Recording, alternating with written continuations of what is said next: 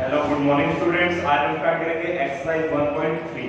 सबसे important exercise है। Board में तुम्हारा एक क्वेश्चन इस एक्सरसाइज से बनने के चांसेस सबसे ज्यादा रहते हैं। ठीक है, जैसे तुम्हारा सबसे पहला ही क्वेश्चन है prove that root 5 is irrational.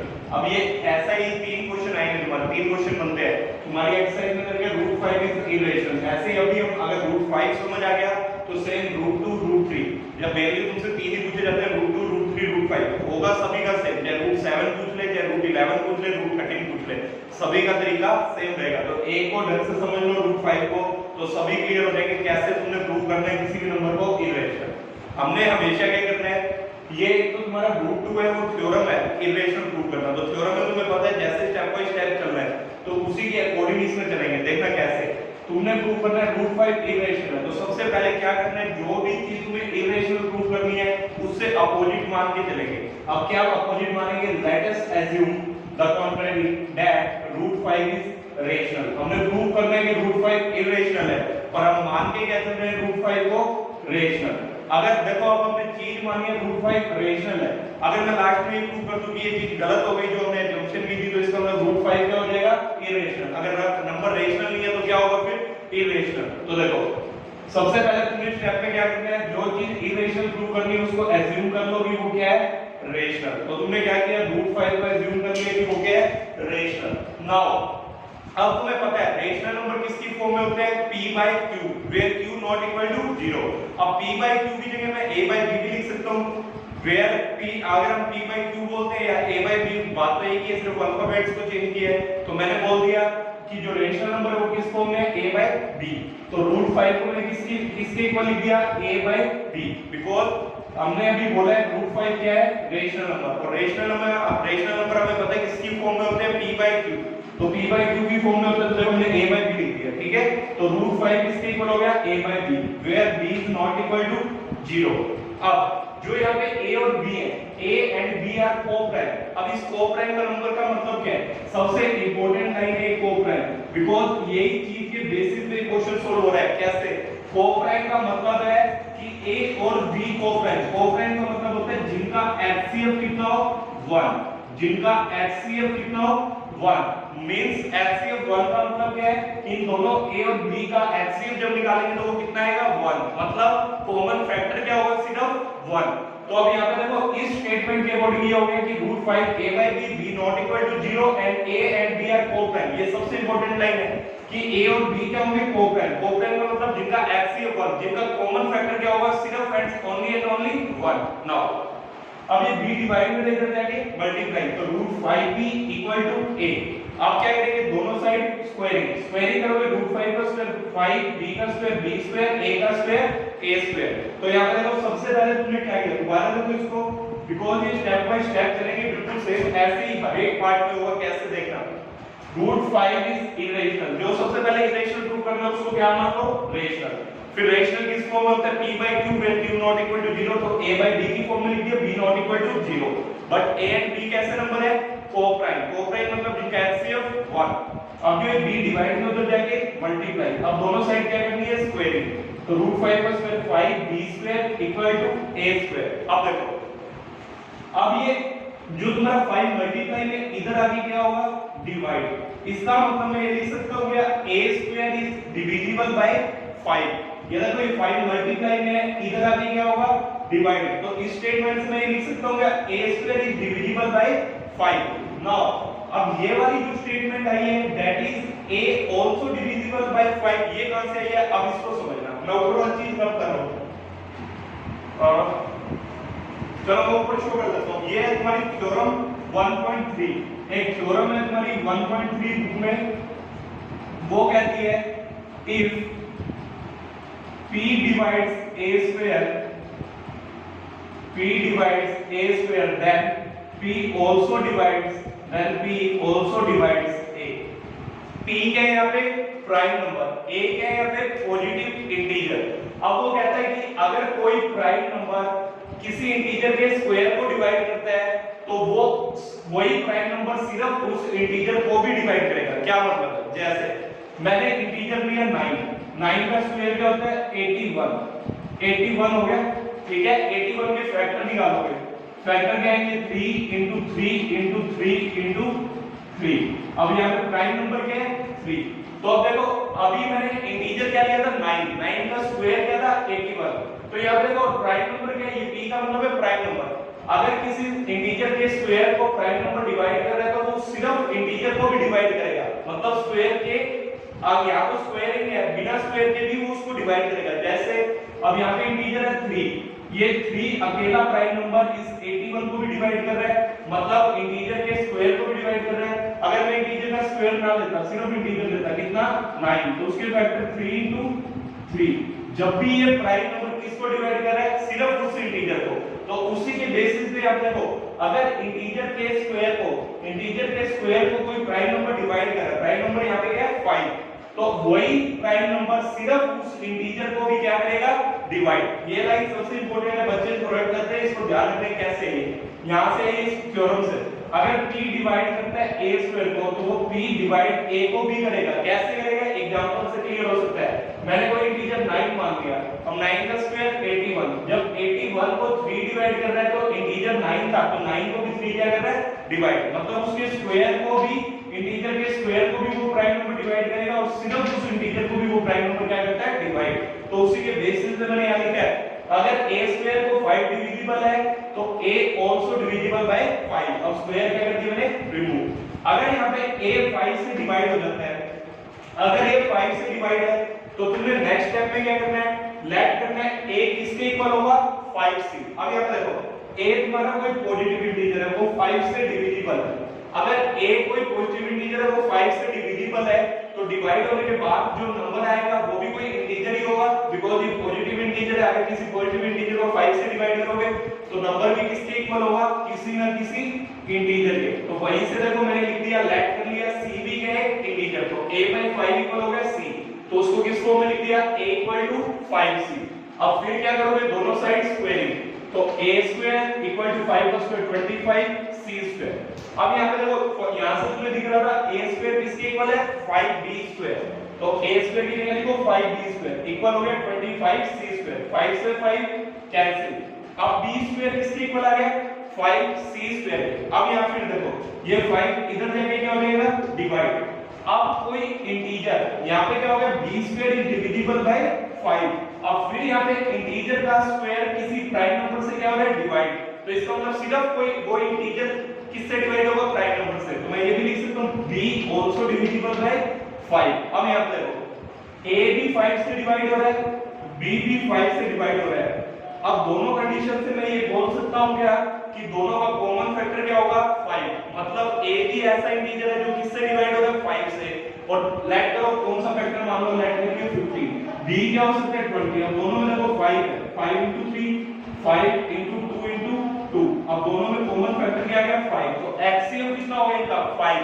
अब यहां देखो a and b have common factor 5, this contradiction is arisen। अब ये कॉन्ट्राडिक्ट आ गया कैसे, हमने तो कहा था कि a और b कोप्राइम है, जिनका एचसीएफ सिर्फ और सिर्फ क्या हो सकता है, 1, बट यहां पे एचसीएफ कितना आ गया तुम्हारा, 5, बिकॉज़ कॉमन फैक्टर कितना है, 5। एचसीएफ में पढ़ा था तुमने, कॉमन फैक्टर भी तुम्हारा एचसीएफ होता है, तो कॉमन फैक्टर है यहां पे 5, सो एचसीएफ हो गया 5। बट ये तो कॉन्ट्राडिक्शन अराइज हो गया। अब ये कॉन्ट्राडिक्शन किसके कारण अराइज हुआ है, बिकॉज़ हमने जो assumption की थी वो कैसी assumption थी, इनकरेक्ट assumption थी। वो कैसी assumption थी, गलत assumption थी। This contradiction is arisen because of an incorrect assumption, so we can say that root 5 is irrational number because irrational, because हमने क्या assume कर लिया था, root 5 रेशनल है, बट वो कॉन्ट्राडिक्ट कर रही है जो हमने स्टेटमेंट assume की थी, तो इसीलिए root 5 क्या होगा, irrational। अब देखो दोबारा यहाँ पे तुम्हें क्या करना है, सबसे पहले जो भी irrational रहेगा उसको मान लोगे रेशनल, जो कि किसकी फॉर्म में आ जाएगा, a by b, और a और b कैसे नंबर होंगे, कोप्राइम, ये एचसीएफ सिर्फ 1 होना चाहिए, कॉमन फैक्टर सिर्फ 1 होना चाहिए। फिर b डिवाइडेड में उधर जाके मल्टीप्लाई, तो root 5b equal to a, दोनों side squaring, 5b square equal to a square.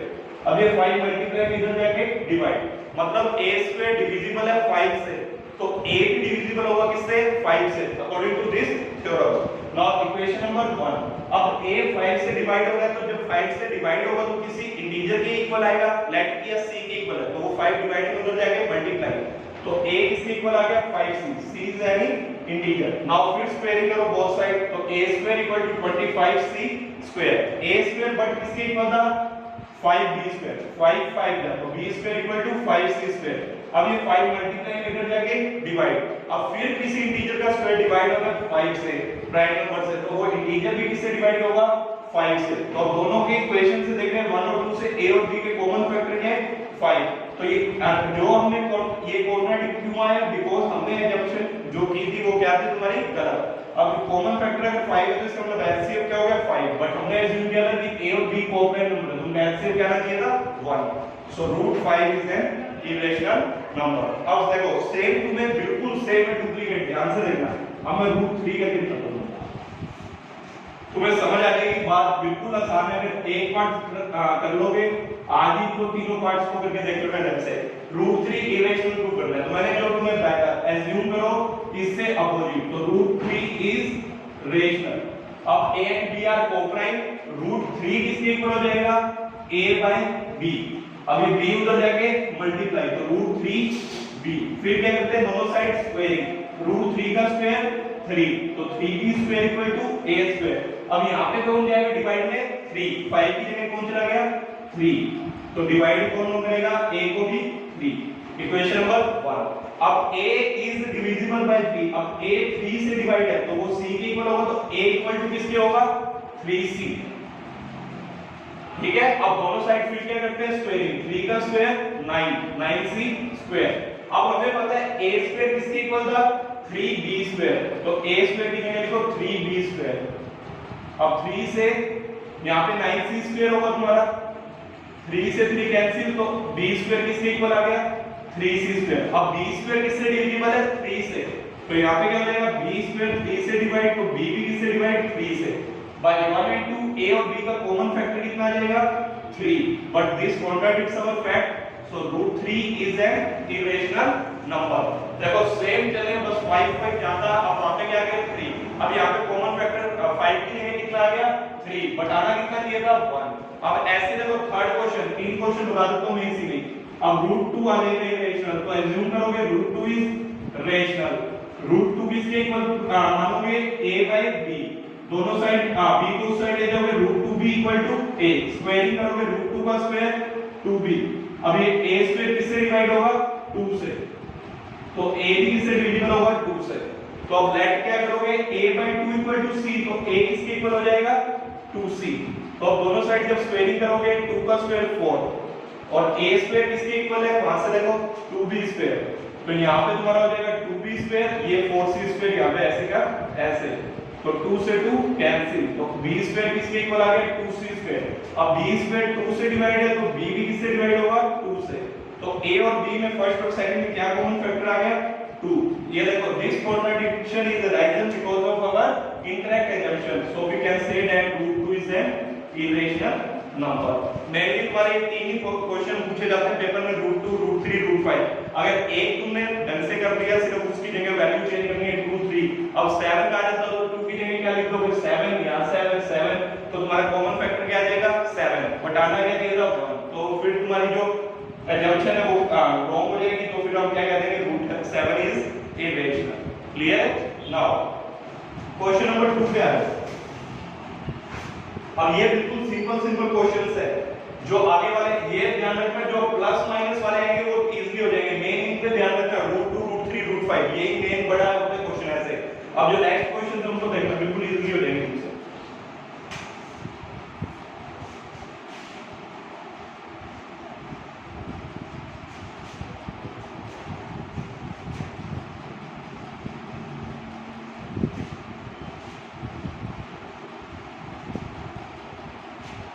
Second question में क्या कह रहा है प्रूव दैट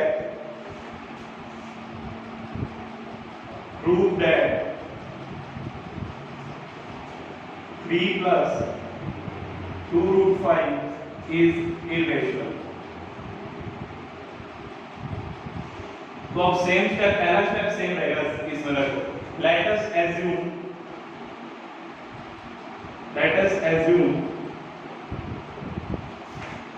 3 plus 2√5 दे रहे हैं 3 plus 2√5, तो क्या लिखोगे let us assume to the contrary।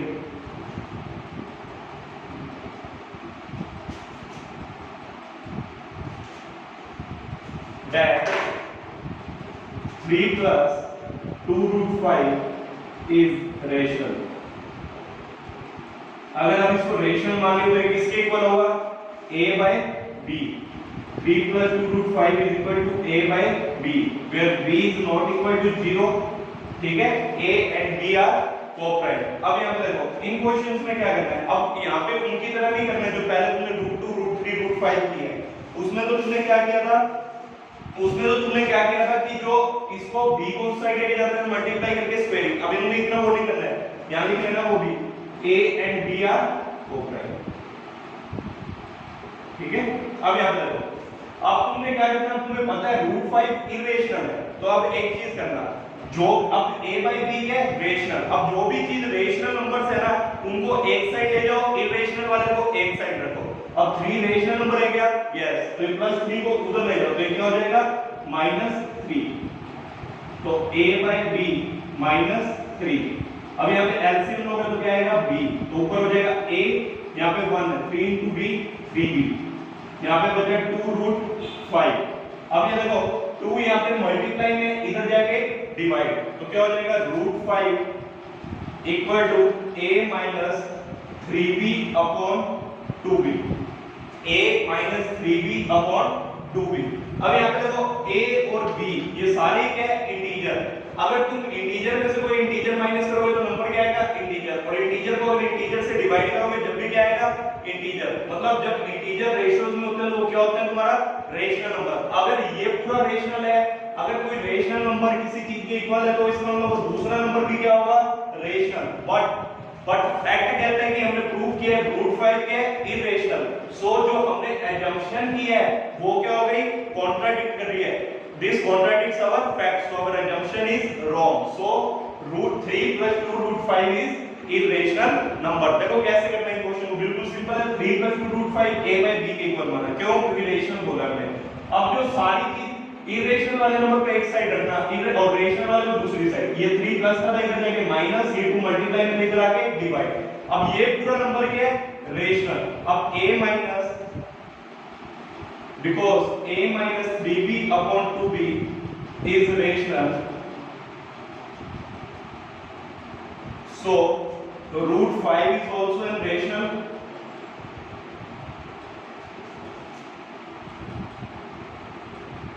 अगर कोई ये रेशनल है और दोनों चीज आपस में इक्वल है, अगर ये रेशनल है तो ये भी क्या होगा? रेशनल। तो इसलिए √5 is also an rational number, but this contradicts our fact। ये तो हमारे फैक्ट को कॉन्ट्राडिक्ट कर रही है। क्या कॉन्ट्राडिक्ट कर रही है? कि √5 क्या होता था? Irrational.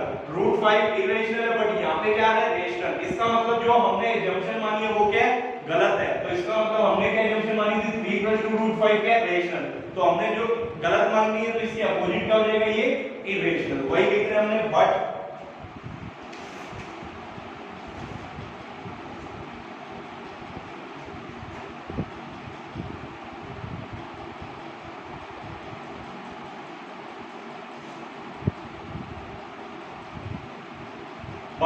this contradicts the fact that √5 is an irrational number। √5 तो irrational होता है, इसलिए इस फैक्ट को क्या करनी है? Contradict. So our assumption is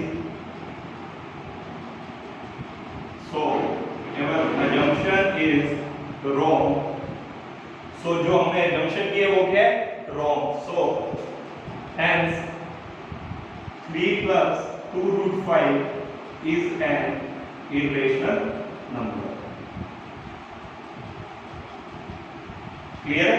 तो ये उनकी तरह नहीं करने इतने बड़े जो तुमने वैसे किया था। इनको करने का तरीका ये सिंपल है, हमेशा एक साइड रेशनल बनाओ तो उसी से तुम्हें हो जाएगा। जो दूसरी साइड का इरेशनल नंबर है वो भी उसके इक्वल है तो वो भी रेशनल होना चाहिए। बट हमेशा फैक्ट कहेगा कि वो था क्या एक्चुअल में? इरेशनल। सो और assumption हो जाएगी रॉन्ग। तो ये नंबर जो हमने एज्यूम रेशनल किया था वो क्या हो जाएगा? इरेशनल। ठीक है। नाउ इसी के अकॉर्डिंग देखो थर्ड का तुम्हारा फर्स्ट पार्ट है। थर्ड के फर्स्ट पार्ट में क्या करें? थर्ड के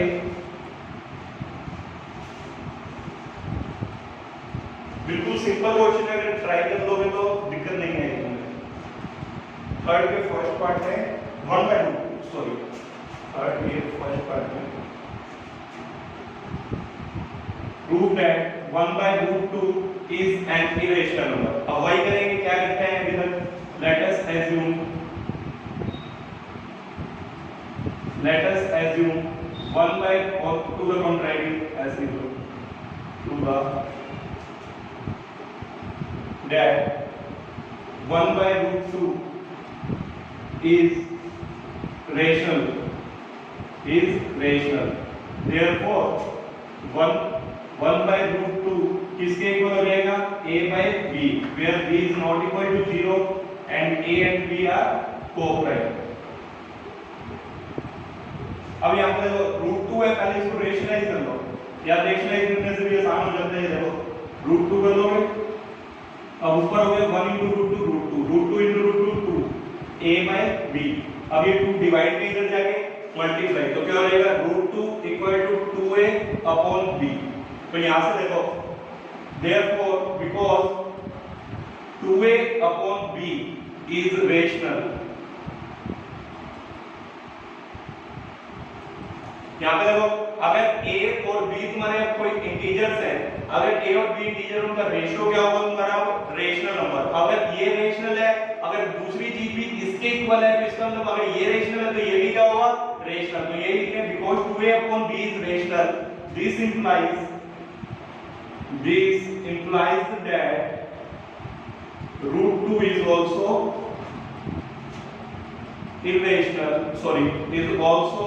rational। This implies that √2 is also rational, but this contradicts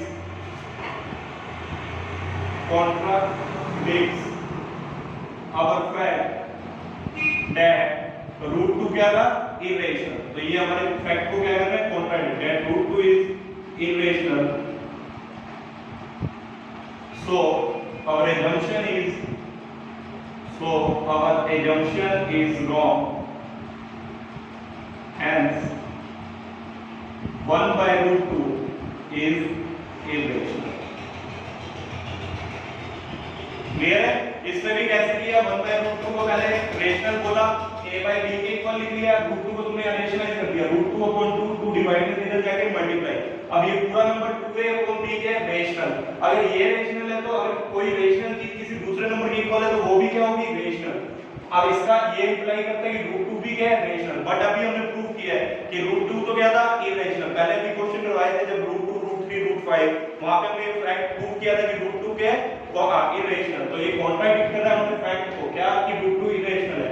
इसका मतलब जो हमारी एग्जम्पशन है वो गलत है। हमने क्या माना था, 1/√2 को रेशनल, इसका मतलब 1/2 क्या है, इरेशनल। ठीक है। नाउ थर्ड का सेकंड पार्ट देखो, 7√5। यहां पे देखो प्रूव करना है सेकंड पार्ट में, prove that 7√5 is an irrational. Let us assume to the contrary that 7√5 is irrational. अब सेम है, आप लोग को समझ आ ही जाएगा। अब 7√5 को क्या मानोगे, रेशनल। अब 7√5 को किसके इक्वल ले लोगे, a by b के। b not equal to 0, a and b are co-primes। अब यहां पे देखो ये 7 मल्टीप्लाई में इधर जाके डिवाइड, तो a by 7b। अब ये a by 7b पूरा नंबर क्या है, रेशनल। अगर ये रेशनल है तो ये वाला नंबर इसके इक्वल है, तो ये भी क्या होगा, रेशनल। तो because a by 7b is rational, this implies that √5 is also rational, but this contradicts our fact that √5 is irrational। अभी हमने प्रूव किया था फर्स्ट क्वेश्चन में √5 क्या था, irrational, बट इसके अकॉर्डिंग क्या आ रहा है कि √5 क्या होना चाहिए, rational। So our assumption is wrong because ये हमारे फैक्ट को क्या करेगी, contradict। तो इसका मतलब जो हमने assumption मानी वो क्या है, wrong। So hence 7√5 is an irrational number। तो ये तुम्हारी एक्सरसाइज 1.3। अगर इसमें कहीं भी डाउट आता है तुम्हें तो पहले तो इसके एग्जांपल से ट्राई करना। एग्जांपल में √2 √3 तुमने दे रखा है और इनके बेसिस पे 2 क्वेश्चन दे रखे होंगे, तो उनको ट्राई करके देखना। और जितने ही क्वेश्चन करवाए इंपॉर्टेंट क्वेश्चन है, सीबीएसई में हमेशा 3 मार्क्स का एक क्वेश्चन बन ही जाता है यहां से इस एक्सरसाइज से। ठीक है। तो अगर कोई डाउट आता है तो कमेंट बॉक्स में